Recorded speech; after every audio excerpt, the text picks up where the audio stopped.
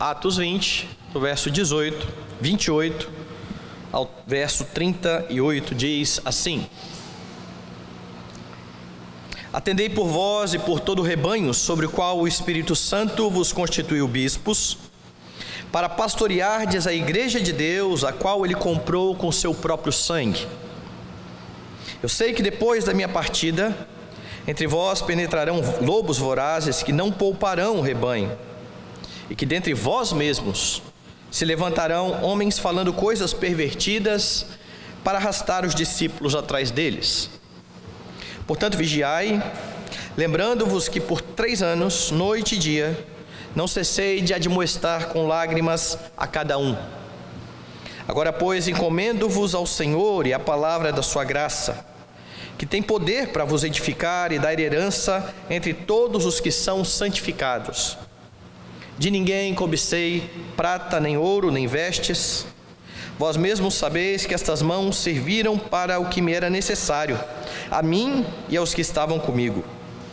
Tenho-vos mostrado em tudo que, trabalhando assim, é mister socorrer os necessitados e recordar as palavras do próprio Senhor Jesus, mas bem-aventurado é dar que receber.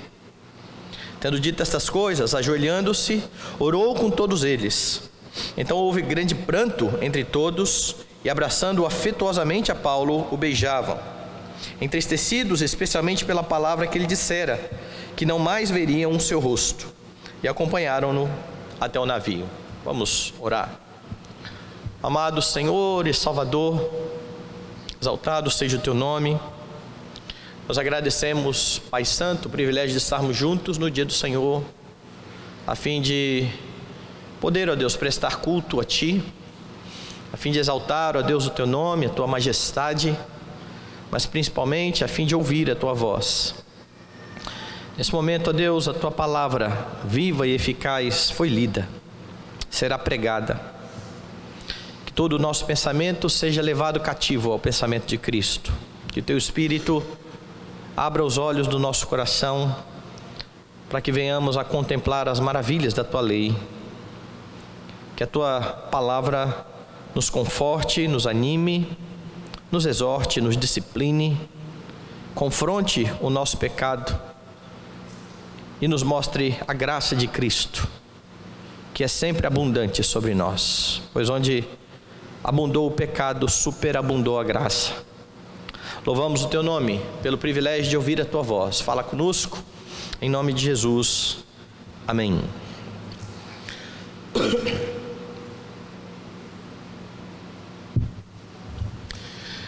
Meus irmãos, foi o próprio Deus quem estabeleceu a sua igreja. E para o cuidado do seu povo, Ele estabeleceu, designou líderes.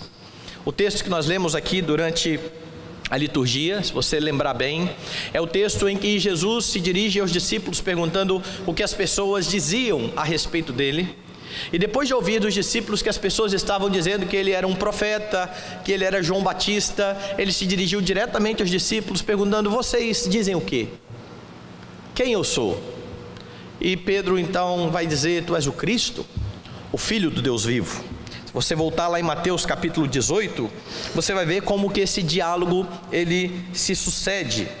Jesus vai dizer então no versículo 17: Jesus lhe afirmou: bem-aventurado és, Simão Barjonas, porque não foi carne e sangue que tu revelaram, mas meu Pai que está nos céus.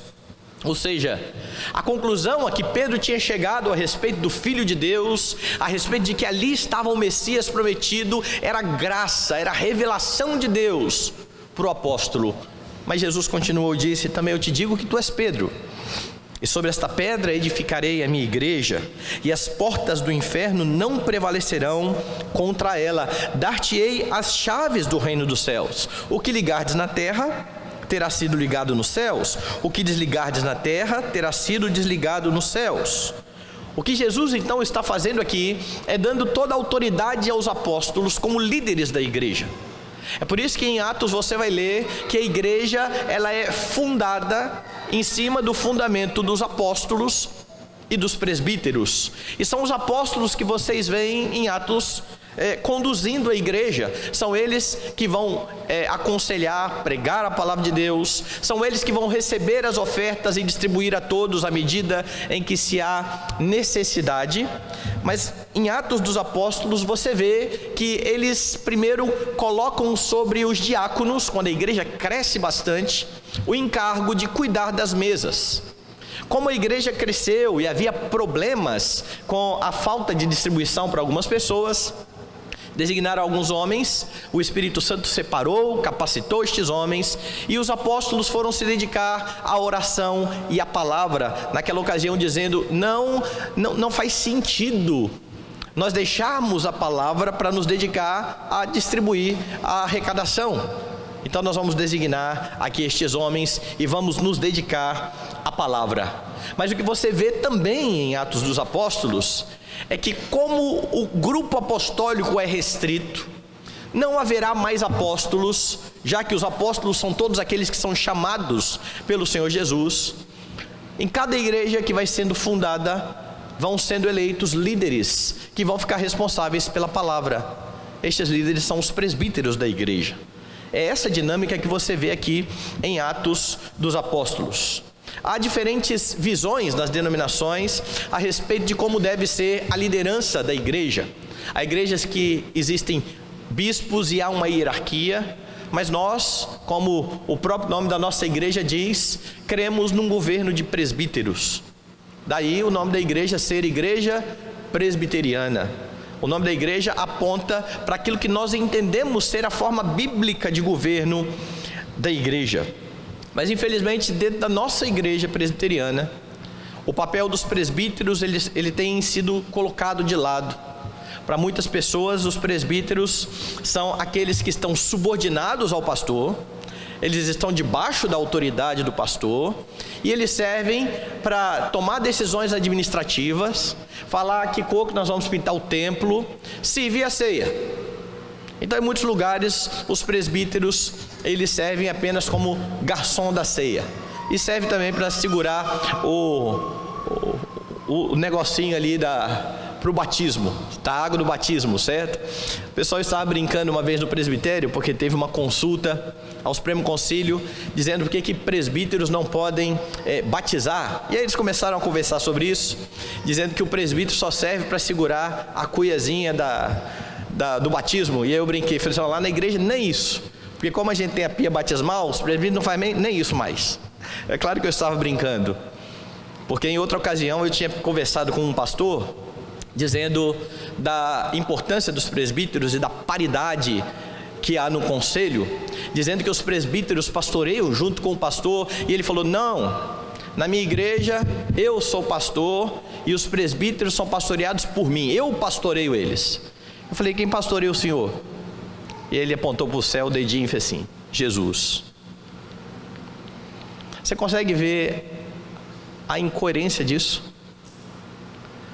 Os presbíteros têm o pior pastor, eu tenho o melhor, o meu pastor é Jesus. Mas o pastor de vocês, contente-se, é esse aqui, com todas as falhas.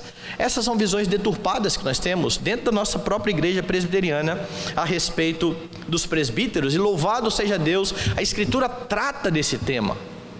E nós temos visto então aqui a caminhada de Paulo na sua terceira viagem missionária, e vimos aqui que enquanto ele estava viajando para Jerusalém, ele pretendia chegar em Jerusalém para passar o domingo do Pentecostes ali junto com a igreja. Ele então chega a Mileto, e de Mileto ele manda chamar os presbíteros de Éfeso. Lembra que Éfeso é uma das cidades onde o evangelho chegou pela pregação de Paulo. Paulo então estabelece ali a igreja, estabelece os presbíteros que ali estão. Então Paulo chega a hora de se despedir. Ele chama estes homens de Mileto, e nós vimos no sermão anterior a primeira parte dessa despedida. A primeira parte dessa despedida de Paulo, ela vai ali do versículo 17 até o versículo de número 27. E Paulo fala principalmente ali como foi que ele se portou entre os efésios, dizendo, vocês são testemunhas de como eu me portei entre vocês. É como se Paulo estivesse olhando para os presbíteros e dizendo, olhem para o meu ministério e entendam como vocês precisam se portar como presbíteros. E a partir então da segunda parte, versículo 28, Paulo começa a instruir diretamente os presbíteros no trabalho que eles teriam na igreja. É sobre isso que trata o texto. O texto trata a respeito dos presbíteros da igreja de Cristo. O que nós podemos observar e aprender aqui nesse texto? Veja, primeiramente, que os presbíteros são constituídos pelo Espírito Santo para pastorear. Olha o versículo 28. Atendei por vós e por todo o rebanho sobre o qual o Espírito Santo vos constituiu bispos, para pastoreardes a igreja de Deus, a qual ele comprou com o próprio sangue. Veja que interessante o que está acontecendo aqui. O texto vai dizer que Paulo chama os presbíteros, e agora ele se dirige aos presbíteros e diz: vocês precisam atender por vocês e atender por todas as ovelhas sobre as quais o Espírito Santo vos constituiu bispos. Ele usa uma palavra diferente de presbítero. Para nós, pastor, bispo, presbítero, todas essas palavras estão designando a mesma pessoa. A diferença é que presbítero diz respeito ao ofício. Ele é um oficial, ele é o presbítero da igreja. Bispo aponta para aquilo que o presbítero faz. Ele superintende, ele pastoreia, ele cuida das ovelhas do Senhor. E como Paulo vai falar de cuidado, é essa palavra que ele usa. Vocês precisam atentar sobre o rebanho, sobre o qual o Espírito Santo constituiu vocês bispos para pastorear. Veja que ele faz a conexão. O que um bispo faz? Ele pastoreia. É isso que ele precisa fazer, essa é a sua função. E aqui então fica bem claro para aqueles homens o privilégio que eles tinham, porque não foi simplesmente a igreja que os constituiu. A igreja podia muito bem eleger, como você vê no Novo Testamento acontecendo. Timóteo foi mandado pela mesma igreja de Éfeso com o fim de que a igreja elegesse presbíteros. Mas quando a igreja se levanta elegendo presbíteros na assembleia, ela está cumprindo a vontade do seu Senhor, que estabelece os líderes da igreja. É por isso então que Paulo diz: foi o Espírito Santo que vos constituiu bispos. E os presbíteros deveriam então atentar para este grande privilégio, que vem acompanhado de uma grande responsabilidade. Se é verdade que é um privilégio ser chamado por Deus, ser vocacionado por Deus, é também uma grande responsabilidade. Agora fica também claro uma outra coisa aqui: o governo dos bispos, o pastoreio dos bispos, é um pastoreio derivado da autoridade do Senhor. A autoridade não é dos bispos, a autoridade é do Espírito Santo que os constituiu como bispos. Por que é assim? Porque a visão bíblica é que os bispos estão pastoreando não outra coisa senão a igreja de Deus. Não é isso que Paulo está dizendo aí? A igreja de Deus, e veja o que ele diz mais: a qual ele comprou com o seu próprio sangue. Vocês não estão sendo eleitos ou estão diante da igreja como se estivesse dirigindo um negócio. Vocês estão governando a igreja por quem Deus deu o seu sangue, apontando aqui para a divindade de Jesus Cristo, o Redentor, aquele que deu a vida em favor das suas ovelhas, aquele que lá atrás afirmou a Pedro que ele faria isso. Porque depois daquele momento em que Jesus pergunta: o que as pessoas estão dizendo a respeito de mim? Um profeta, Elias, vocês, tu és o Cristo? O que decorre daí é que a partir desse momento, Jesus vai falar a respeito da necessidade dele se dar em favor do seu povo, dele morrer e ressuscitar em favor da sua igreja. E agora então Paulo relembra isso àqueles homens: vocês são chamados para cuidar, para governar a igreja de Deus. A igreja não é de vocês. E aqui nós estamos falando de ambas as classes de presbíteros, tanto daqueles que nós chamamos de docentes, quanto daquele que nós tratamos como regentes. Eu já vou falar sobre isso. Mas o que os presbíteros, o conselho da igreja, precisa sempre ter em mente é que a igreja não lhe pertence. Não pertence ao conselho, não pertence ao conselho. A igreja é de Deus. Então, a despeito do grande privilégio e da responsabilidade que os presbíteros têm para com a igreja tem só um dono: Jesus Cristo. É por isso que quando Pedro escreve, ele fala algo muito bonito. Dá uma olhada lá na primeira epístola de Pedro, no capítulo 5.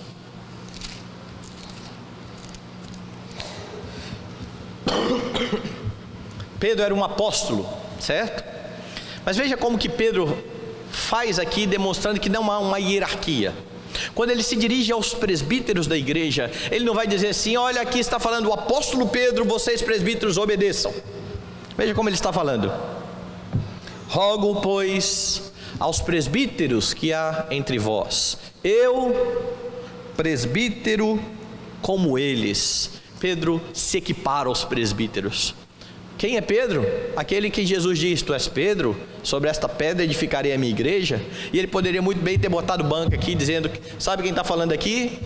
Aquele que Jesus disse que é a pedra sobre a qual seria edificada a igreja. Lógico, a doutrina dos apóstolos.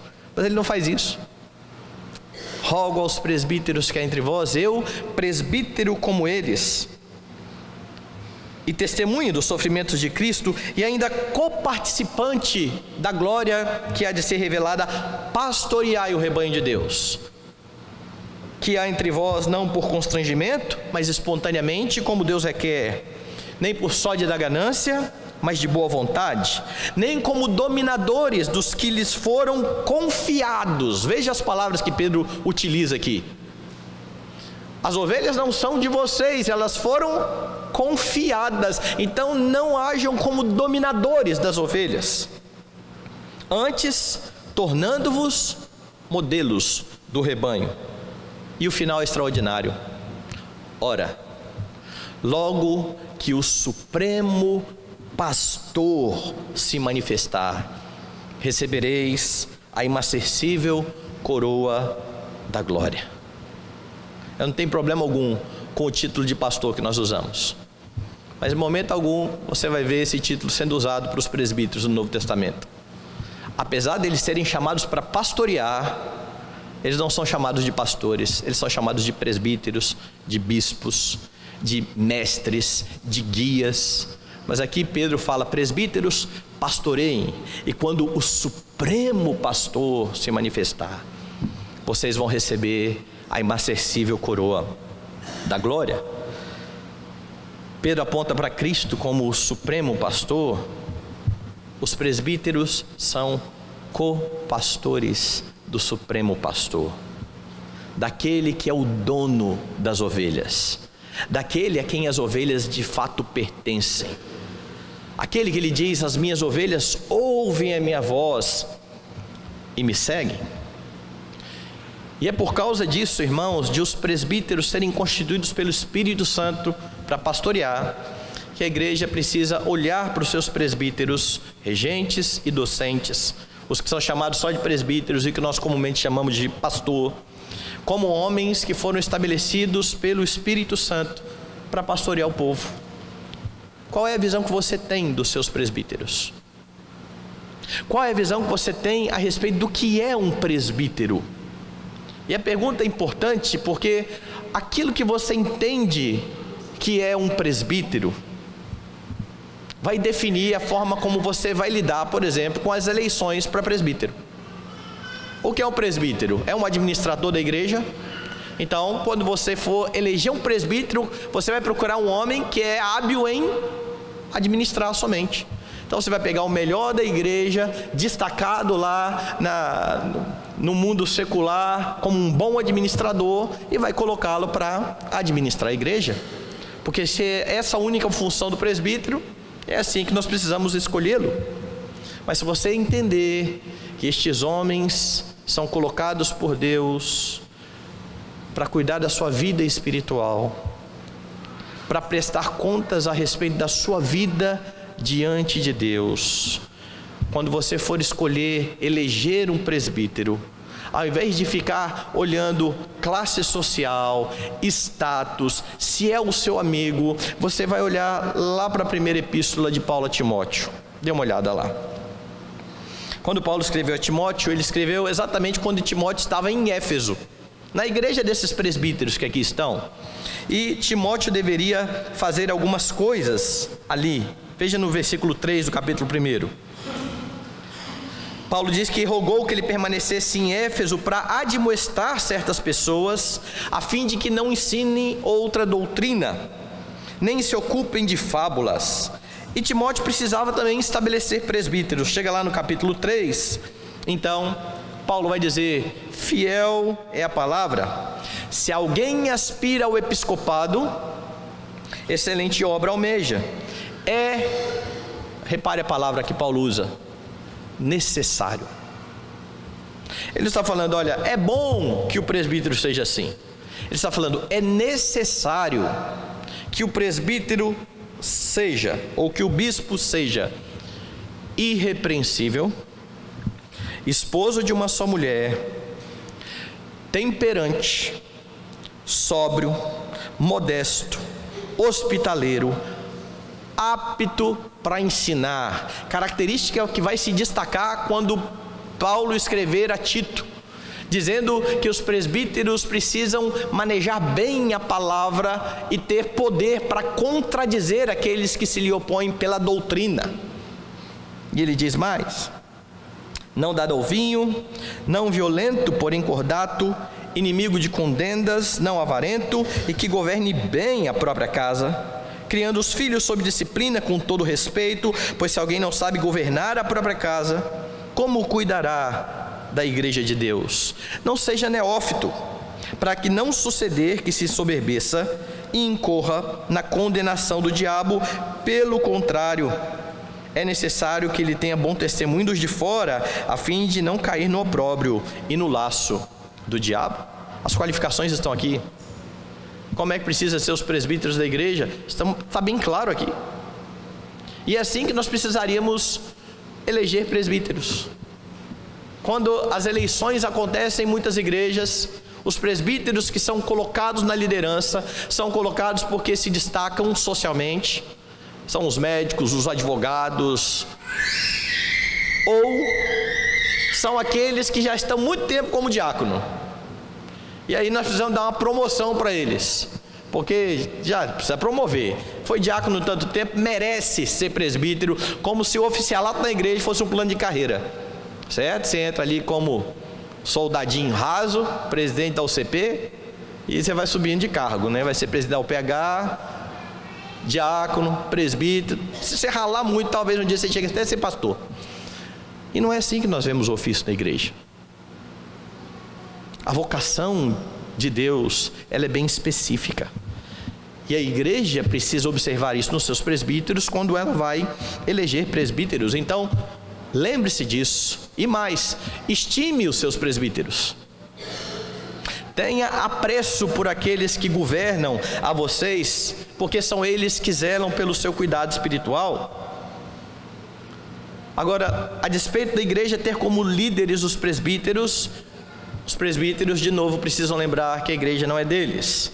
Foi Jesus Cristo quem morreu pela igreja. Não foi nenhum presbítero, não foi nenhum pastor, foi Jesus Cristo. Foi o supremo pastor do rebanho, que agora usa os seus subpastores para cuidar do seu povo, da igreja que ele está edificando. Foi isso que ele disse para Pedro: eu edificarei a minha igreja. Os presbíteros precisam ter sempre em mente isso, porque tem muitas igrejas sofrendo por ter presbíteros que tratam a igreja como se fossem deles. Eles são os donos da igreja, e aqui acontece o que eu quero, e aqui só para o pastor que eu quiser, e aqui as coisas andam da minha forma. E com um pulso muito firme eles têm lidado com a igreja e vão prestar contas para o supremo pastor. Querem fazer da igreja um lugar onde todos os seus caprichos e as suas vontades são feitas, não aquilo que a Escritura diz.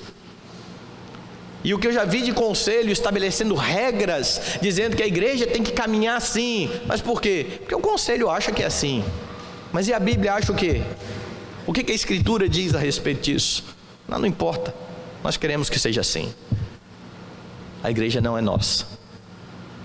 A igreja é do Senhor Jesus Cristo, que deu a ela líderes, mas não deixou estes homens fazer o que eles bem entendem. E isso nos leva então ao segundo ponto aqui do texto. Volte lá em Atos 20. Os presbíteros da igreja de Cristo devem conhecer e fazer conhecida a palavra de Deus. Nós já vimos Paulo lá na qualificação dizendo isso, que eles precisam ser aptos para ensinar. Quem vai ser apto para ensinar? Quem conhece, certo? Mas veja como que isso é desenvolvido aqui na despedida de Paulo. Ele diz assim, veja a palavra: atendei por vós e por todo o rebanho. A palavra atendei aqui significa tenha cuidado. Tenha cuidado por vocês e tenha cuidado pelo rebanho. E se você é um leitor assíduo do Novo Testamento, isso deve te fazer lembrar diretamente do que Paulo fala a Timóteo. Vá lá em Timóteo, primeira epístola de Timóteo, no capítulo 4. E veja se não é isso que Paulo está dizendo para aquele homem, para aquele moço que foi colocado em Éfeso para escolher os presbíteros. Versículo 6 do capítulo 4, Paulo diz assim a Timóteo: expondo estas coisas aos irmãos, serás bom ministro de Cristo Jesus, alimentado. Tem muita gente que lê esse texto com alimentando. Não, alimentado. Quem está sendo alimentado aqui é o próprio Timóteo. Se você expuser estas coisas, você vai ser um bom ministro alimentado com as palavras da fé e da boa doutrina que tens seguido. Se você olhar os capítulos anteriores, você vai ver que Paulo deu várias instruções a Timóteo do que se refere à sã doutrina. E ele está dizendo: expondo tudo isso, você será um bom ministro de Cristo Jesus. Lá no verso de número 16, Paulo então volta a exortar o jovem Timóteo: tem cuidado de ti mesmo. Veja que é a mesma coisa que está escrito lá em Atos dos Apóstolos: atendei por você mesmo. Tem cuidado de ti mesmo e da doutrina. Continua nestes deveres, porque fazendo assim salvarás tanto a ti mesmo quanto aos teus ouvintes. É lógico que Paulo não estava dizendo que Timóteo não era salvo. O salvará tanto a ti mesmo como aos teus ouvintes diz respeito ao processo de santificação da igreja. A igreja precisa atentar à palavra a fim de crescer em santidade. Timóteo mesmo deveria fazer isso. Deveria ser padrão para os fiéis. Então, voltando lá em Atos, quando Paulo diz aos presbíteros: atendei por vós e pelo rebanho, ele está dizendo: olha, tenha cuidado tanto de vocês quanto do rebanho. Tenham cuidado da vida espiritual de vocês. Lembra das qualificações? É indispensável que o presbítero seja irrepreensível, marido de uma só mulher, temperante, sóbrio. Tudo isso tem a ver com a vida espiritual. Agora veja que interessante, quando Paulo fala de vida espiritual, ele não está falando simplesmente no âmbito de orar e cantar e louvar a Deus. Isso é importante e isso faz parte da vida espiritual. Mas ele fala de modo bem prático. Como é que a sã doutrina faz diferença na sua vida como pai de família, como chefe do lar? Como é que a sã doutrina faz diferença no trato que você tem com as pessoas de fora, a fim de você ter ou não um bom testemunho?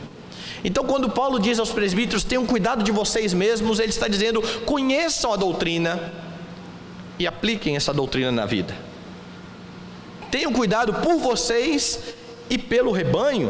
Afinal de contas, o rebanho deveria olhar para os presbíteros como modelos. Não foi isso que Pedro disse? Vocês precisam ser modelos para o rebanho. E é claro que todo esse cuidado envolve a palavra, a escritura. Veja lá nos versículos 31 e 32, ainda em Atos. Paulo diz: portanto, vigiai, lembrando-vos que por 3 anos, noite e dia, não cessei de admoestar com lágrimas a cada um. Agora, pois, encomendo-vos ao Senhor e à palavra da sua graça, que que tem poder para vos edificar e dar herança entre todos os que são santificados. Veja que beleza isso que Paulo está dizendo aqui. O cuidado dos presbíteros com eles mesmos e com a igreja tem a ver com a forma como nós vamos lidar com a palavra da graça. Paulo primeiro lembra que gastou muito tempo tentando ensiná-los. Lembrem aí, 3 anos eu passei com vocês ensinando. Foi um seminário que Paulo fez com os presbíteros. Se você lembrar, lá em Éfeso, Paulo deu aula na escola de Tirano, possivelmente o lugar de onde saía toda a liderança para as igrejas ali da Ásia. E Paulo então está relembrando: eu ensinei a vocês. Quando ele diz então vigiai, ele está dizendo: estejam atentos, olhem para o que eu fiz, eu dei exemplo para vocês. E não é a primeira vez que Paulo vai falar isso, ele vai dizer isso em outros momentos, quando ele vai dizer: sede meus imitadores, como eu sou de Jesus Cristo. Ele então está olhando para os presbíteros dizendo: estejam atentos, eu ensinei a vocês, e agora que eu estou de partida, eu entrego vocês aos cuidados do Senhor e da palavra da sua graça. O que significa isso? A ideia aqui de aos cuidados do Senhor é uma lembrança de Paulo, de que por mais que ele esteja indo embora, o grande pastor da igreja, a igreja é de Deus e Deus continuará cuidando dela. Dos presbíteros, que, como nós vamos ver à frente, estão tristes porque Paulo vai embora.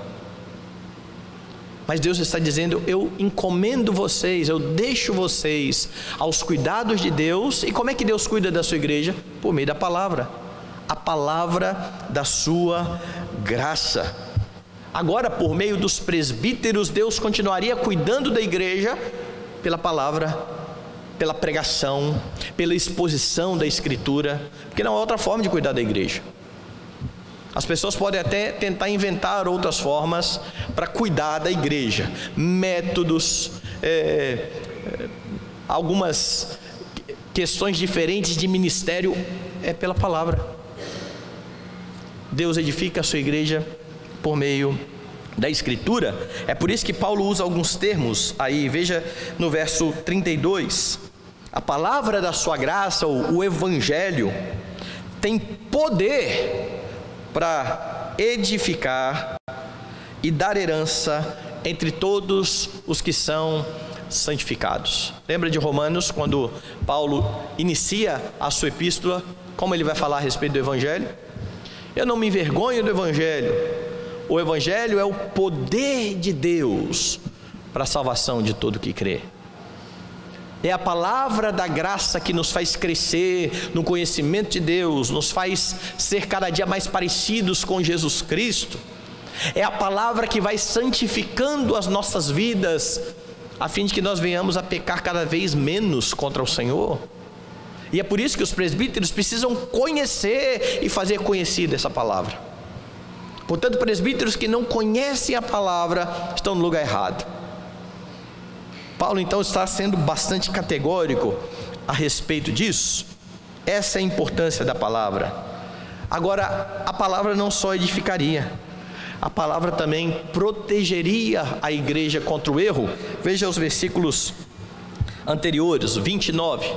Paulo está olhando para esses homens e está dizendo: eu sei que depois da minha partida, entre vós penetrarão lobos vorazes que não pouparão o rebanho, e que dentre vós mesmos se levantarão homens falando coisas pervertidas para arrastar os discípulos atrás deles. Portanto, vigiai.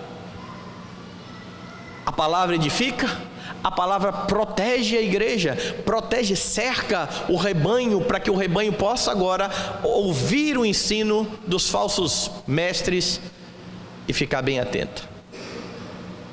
Você se lembra das cartas do Apocalipse, certo? Jesus escreveu 7 cartas às igrejas da Ásia. Dê uma olhadinha no capítulo 2, na carta que foi escrita à igreja de Éfeso. Ao anjo da igreja de Éfeso, esses são os presbíteros de Éfeso, certo? Paulo está dizendo: atentem à doutrina, ensine a doutrina.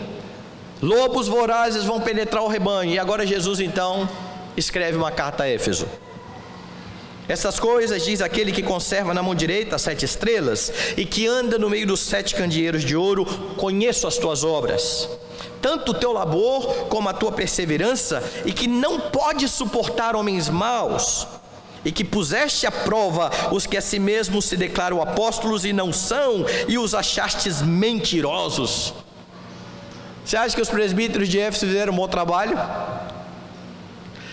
Paulo está dizendo: lobos entrarão no rebanho,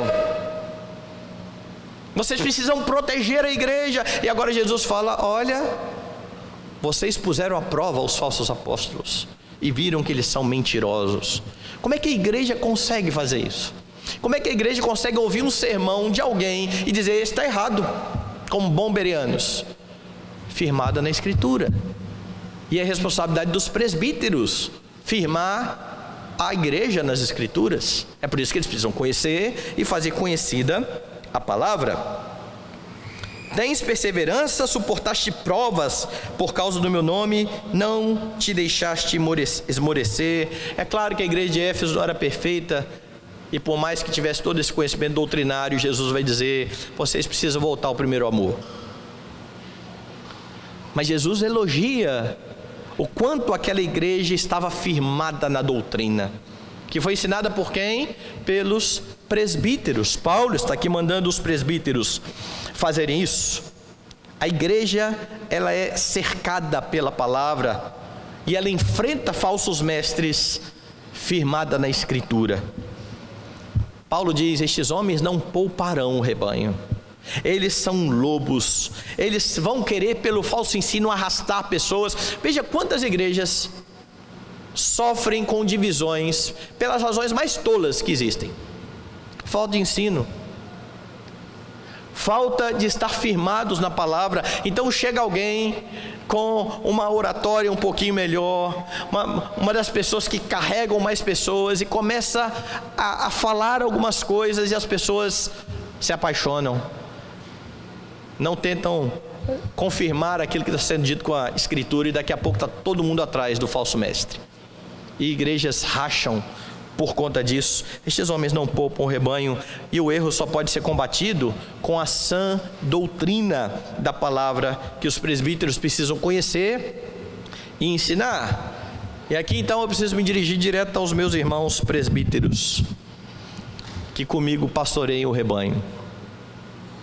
Vocês precisam crescer a cada dia no conhecimento da Escritura. Vocês precisam se dedicar cada dia a conhecer a sã doutrina. É um privilégio bendito ser presbítero, mas é uma grande responsabilidade, porque a igreja do Senhor Jesus Cristo está aos cuidados de cada um de nós. É por isso que presbíteros precisam se dedicar, ser incansáveis no estudo da Escritura. Mas dentro da nossa igreja presbiteriana, não são poucos os presbíteros, não são poucos, que querem estar à frente da igreja, que gostariam muito de ter aquele cargo, mas que sequer conhecem a doutrina que nós professamos. Do mais básico às coisas mais complexas. Presbíteros, por exemplo, que não batizam seus filhos, porque vão esperar os seus filhos ficarem grandes para escolher o que eles querem. Seriam bons pastores batistas, mas não presbíteros da igreja presbiteriana. Não sabem por que o nosso culto é tão distintivo do culto de outras igrejas. Não conhecem de fato aquilo que nós subscrevemos como doutrina. Mas eu quero ser presbítero. É bom, porque acho que às vezes ser presbítero é só servir a ceia, como aqueles que acham que querem ser presbíteros docentes e acham que o ministério pastoral se restringe ao domingo à noite, ao púlpito, quando nós estamos pregando. É preciso conhecer, se dedicar, estudar, e pior, Muitos desses gastam muito tempo se dedicando a se especializar para cumprir bem a sua função fora da igreja. E isso é verdade, é importante e tem que acontecer. Mas não negligenciando aquilo que Deus nos deu para fazer. Porque se eu sou advogado, eu preciso ser um bom advogado, eu preciso estar atualizado com isso. Eu sou um advogado que antes de ser advogado sou um servo de Cristo e mais, sou presbítero. Eu preciso gastar tempo conhecendo a doutrina da Escritura. Presbíteros que não gostam de ler, que não querem ler, que passam 1 ano, 2 anos, 3 anos, quantos livros você já leu? Nenhum. Presbíteros que conhecem muito menos da Escritura do que as ovelhas da igreja, e que se entrarem em combate com uma das ovelhas da igreja para provar algum ponto da Escritura, vão sair envergonhados. Está errado. Os presbíteros precisam estar tão firmados na doutrina a ponto de contradizer aqueles que se opõem a eles. Deus não nos chama para brincar de ser presbíteros. Nós precisamos conhecer a Escritura, porque somente por meio da palavra que os presbíteros cumprirão eficazmente o seu ministério primordial: cuidar das ovelhas de Cristo. As ovelhas são de Cristo, elas precisam ser alimentadas com a palavra de Cristo. Esse é o alimento. E a igreja então precisa ver nos seus presbíteros um exemplo, um estímulo. Eu quero conhecer como o meu presbítero conhece. Eu quero chegar ao conhecimento que o meu presbítero tem. E no dia que isso acontecer, o presbítero tem que conhecer um pouquinho mais. Porque quanto mais a igreja é instruída, mais os presbíteros precisam correr atrás, buscar instrução. Eu tenho para mim que muitos pastores não gostam de instruir a igreja, porque quanto mais instruída a igreja, mais o pastor precisa estudar. E aí então começa na água com açúcar o tempo todo, e que tá bom isso aqui. Eu não preciso me aprofundar mais, vocês não precisam fazer perguntas mais profundas, está tudo certo, e nós estamos aqui crescendo no conhecimento de Cristo. Nós precisamos conhecer a doutrina. A igreja precisa ver o exemplo dos seus presbíteros. Agora, Jesus, lembre-se, prometeu edificar a sua igreja. Não há outra forma, é pela palavra. Os presbíteros são o instrumento para essa edificação. Membros da igreja, por outro lado, agora eu falo aos membros da igreja, não podem deixar de vir à igreja no dia em que o presbítero docente, o pastor, não está, e que está escalado um presbítero regente. É um presbítero que vai hoje, eu vou dia de visitar outra igreja. Não, é dia de vir ouvir os seus pastores. São homens que velam pelas suas almas. E esse não é um problema da nossa igreja, isso é um problema de um monte de igreja.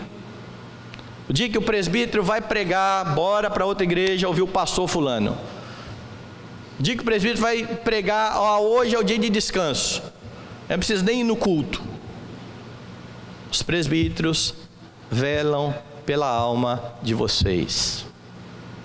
Não desprezem os presbíteros. Por outro lado, os presbíteros precisam se dedicar exatamente por causa disso. Eles precisam oferecer uma boa comida para a igreja. Doutrina sólida, ensinamento sólido da Escritura. E assim nós estaremos preparados para enfrentar falsos ensinos, se nós estivermos firmados no ensino verdadeiro. Então, irmãos, estimule os seus presbíteros a estudar. Dê um livro de presente para ele. Depois que passar um mês, você fala assim: ei, gostou? Ao invés de só dar o livro, né? Dar o livro só é fácil. Depois de um mês, você fala: ei, como é que está o livro lá que eu te dei? Legal? E se for um livro que você leu, você fala assim: o que você achou daquele capítulo 3 lá? Estimule os presbíteros. Eles vão gostar de ganhar livro, garanto para vocês. Orem por estes homens, para que Deus lhes dê sabedoria, graça, fidelidade, para que eles possam cumprir aquilo para o qual eles foram chamados. Volte lá ao texto. Os presbíteros da Igreja de Cristo precisam também enxergar o ministério como um serviço. 33 a 35 diz assim: de ninguém cobicei prata, nem ouro, nem vestes. Vós mesmos sabeis que estas mãos serviram para que me era necessário, a mim e aos que estavam comigo.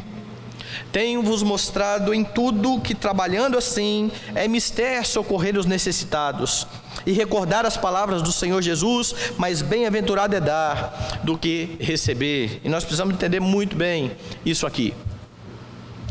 Paulo continua aqui instruindo os presbíteros a respeito de como eles devem se portar, mas ele fala de novo do seu exemplo. Olha como eu me portei, olha como foi a minha vida entre vocês. Ele diz: eu nunca cobicei nada de ninguém, eu nunca cobicei nem prata e nem ouro. E por que eu estou falando que você precisa entender bem isso aqui? Porque Paulo não pode estar contradizendo a Jesus, e Paulo não pode estar contradizendo ele mesmo, certo? Por que Paulo está dizendo isso aqui? Ele está dizendo então que não há salário para os presbíteros da igreja. Será que é isso? Vai lá no Evangelho de Lucas, capítulo 10, e ali você tem Jesus dizendo o seguinte, Lucas 10, verso 7: permanecei na mesma casa, comendo e bebendo do que eles tiverem, porque digno é o trabalhador do seu salário. Não andeis a mudar de casa em casa. Veja o que Jesus está citando: digno é o trabalhador do seu salário. O próprio Paulo escreveu por algumas vezes isso. Vai em 1 Coríntios capítulo 9. 1 Coríntios capítulo 9. Veja o que diz o verso 14. Paulo agora está escrevendo aos coríntios e repreendendo uma igreja que não gostava de contribuir, assalariar os seus presbíteros. Assim ordenou também o Senhor aos que pregam o evangelho, que vivam do evangelho. Certo? Paulo vai dizer um pouco mais. Vai lá na primeira epístola a Timóteo, no capítulo 5, versos 17 e 18. Devem ser considerados merecedores de dobrados honorários os presbíteros que presidem bem, com especialidade os que se afadigam na palavra e no ensino, pois a Escritura declara: não amordaces o boi quando pisa o trigo, e ainda o trabalhador é digno do seu salário. E aqui então Paulo está citando diretamente o que Jesus também tinha citado lá para os seus discípulos. O que quer dizer isso aqui tudo? E parece que há uma diferença entre presbíteros que se afadigam na palavra, e esses são merecedores de dobrados honorários, ok? Então não há problema no se receber para viver do evangelho, para se dedicar ao evangelho. Por que então que Paulo está dizendo aquilo lá aos Efésios? O que Paulo quer mostrar? Qual é o princípio que ele quer ensinar ali, quando ele se dirige aos presbíteros de Éfeso? Paulo então está dizendo que, a despeito do direito de receber, ele não se valeu desse direito. E ele falou isso também aos coríntios: eu tenho direito, eu não me vali desse direito, porque eu não quis ser pesado a vocês. Por que Paulo se sentiria pesado? Porque a igreja estava reclamando, estava vendo ele como um peso. Então Paulo vai fazer tendas, e ele passa um tempo fazendo tendas, até que vem oferta para Paulo, e ele se dedica exclusivamente ao evangelho novamente. Então o ponto aqui, quando ele se despede dos presbíteros, é que ele está dizendo que enquanto ele esteve em Éfeso, ele quis ensinar que prioritariamente o ministério não é fonte de lucro, mas de serviço. E foi assim que ele se portou entre aqueles homens, dizendo que ele trabalhou. Veja lá, vós mesmos sabeis, verso 34, que estas mãos serviram para que me era necessário, a mim e aos que estavam comigo. Quem que estava com Paulo em Éfeso? Timóteo e Erasto. E o texto não diz que Timóteo e Erasto também trabalhavam. Nós não sabemos se eles trabalhavam como Paulo trabalhava para sustentar a si mesmos, ou se eles dependiam do trabalho de Paulo para sustentar a eles. Mas o ponto de Paulo é: vocês sabem o que eu quis ensinar a vocês. O ministério é serviço. O ministério não é fonte de lucro. E você quer saber se as coisas são assim mesmo? Volte lá na Epístola a Timóteo. Porque na mesma Epístola de Paulo, em que ele fala que os que presidem bem são merecedores de dobrado honorário, ele fala isso lá no capítulo de número 5, do verso 17 a 18, como nós lemos. Quando chega no capítulo 6, ele diz assim a partir do versículo 3: se alguém ensina outra doutrina e não concorda com essas palavras do nosso Senhor Jesus Cristo e com o ensino segundo a piedade, é enfatuado, nada entende, mas tem mania por questões e contendas de palavras que nascem inveja, provocação, difamações, suspeitas malignas, altercações sem fim, por homens cuja mente é pervertida, e privados da verdade, supondo que a piedade é fonte de lucro. Veja que ele está falando de pessoas que estavam entrando na igreja, achando que ficariam ricas por servir a igreja. Então Paulo contrapõe e diz: de fato, grande fonte de lucro é a piedade, com contentamento. Porque nada temos trazido para o mundo, nem coisa alguma podemos levar dele, tendo sustento e com que nos vestir, estejamos contentes. Ora, os que querem ficar ricos caem em ciladas, tentação e cilada, e em muitas concupiscências insensatas e perniciosas, as quais afogam os homens na ruína e perdição, porque o amor do dinheiro é a raiz de todos os males, e alguns nessa cobiça se desviaram da fé e a si mesmos se atormentaram com muitas dores. Paulo é coerente com aquilo que ele está dizendo lá em Timóteo, e o que ele quer ensinar aqui aos Efésios é exatamente isso. Ministério é, em primeiro lugar, serviço e não lucro. E ele então relembra as palavras de Jesus: mais bem-aventurado é dar do que receber. Palavras que você não encontra em nenhum dos 4 evangelhos, mas que Paulo está dizendo, Jesus disse. E por isso nós cremos que Jesus disse. Paulo, inspirado pelo Espírito Santo, coloca essa sentença aqui, e possivelmente eram palavras conhecidas de todos. Então veja, o ministério dos presbíteros é um grande privilégio de servir ao povo de Deus, mas é preciso lidar com pelo menos 2 tentações. E aqui então eu vou pegar as nossas 2 categorias: os que se afadigam na palavra e os que não se afadigam na palavra. Qual é a tentação muitas vezes para o presbítero docente? Os que são chamados de pastores da igreja: trabalhar porque recebe no final do mês. Não é ministério, é o meu trabalho. Eu preciso fazer porque eu preciso receber. Nós precisamos fazer a igreja crescer, porque quanto mais gente tem na igreja, mais o salário aumenta. Quanto menos gente na igreja, mais dificuldade. E aí começa a se enxergar um ministério como o lugar onde nós vamos obter lucro, simplesmente. Digno é o trabalhador do seu salário, mas ele não vai trabalhar pensando no salário, ele vai trabalhar pensando na glória de Deus.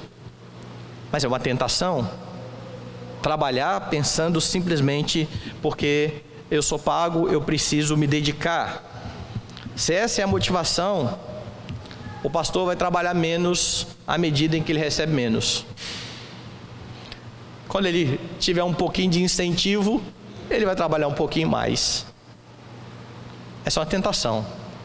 Mas há uma tentação também para os presbíteros regentes: não fazer nada na igreja, não trabalhar, porque nós pagamos o docente. Somos nós que vamos definir o salário, somos nós que vamos dizer quanto que o pastor vai ganhar. A igreja é administrada por presbíteros. Então nós já pagamos o pastor, por que eu tenho que fazer isso aí? Por que eu tenho que pregar? Por que eu tenho que ensinar? Porque Jesus mandou. Isso é uma boa justificativa. O Senhor ordenou. Mas vai ser sempre uma tentação para aqueles que gostam do cargo, mas que querem ficar sem trabalhar. E não são poucos os conselhos que tratam o pastor como mero empregado da igreja. Um amigo meu passou por uma situação, e interessante que esse amigo meu, ele era dono de um homem rico. Seu pai tinha posses. Ele foi para o seminário, foi ordenado, foi para uma igreja, e aí o conselho foi discutir o salário dele, e o conselho olhou para ele e disse assim: ô pastor, o peão lá da minha roça, que lida com boi todo dia, recebe um salário, por que o senhor tem que receber mais? Pensa na comparação que ele fez das ovelhas do Senhor, comparando com o boi lá do pasto dele. E existe muito disso. Muitos presbíteros que tratam pastores como o empregado da igreja. Louvado seja Deus, não é o nosso caso, da nossa igreja. Acontece muito por aí. E quem perde com isso é a igreja, o reino. Conselhos que não investem nos seus pastores, mas que cobram dos seus pastores. E tudo isso é uma grande tentação. As igrejas precisam entender que o fato de Paulo ter dito aqui que não onerou os efésios, não é base também para dizer não se recebe na igreja.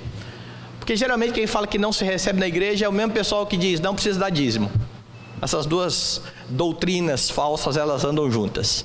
Não precisa mais dízimo e não precisa receber da igreja. E enquanto isso, há muitos pastores de fato passando dificuldades, mesmo estando em igrejas que poderiam sustentar dignamente os seus obreiros. Isso é muito triste, muito triste. Como Paulo disse, os que se afadigam na palavra são merecedores dos salários. Mas eu vi recentemente uma igreja querendo ficar sem pastor, mas não é porque os presbíteros queriam trabalhar, é porque eles queriam só economizar, para fazer um puxadinho na igreja. Se a gente ficar sem pastor um ano, a gente vai construir o puxadinho ali. Vai construir o puxadinho ali, mas eles não querem instruir a igreja. Quem é que vai instruir? É assim que nós pensamos na igreja de Cristo. Por outro lado, já vi muitos docentes que não se importam em espoliar a igreja, em o tempo todo cobrar benefícios da igreja.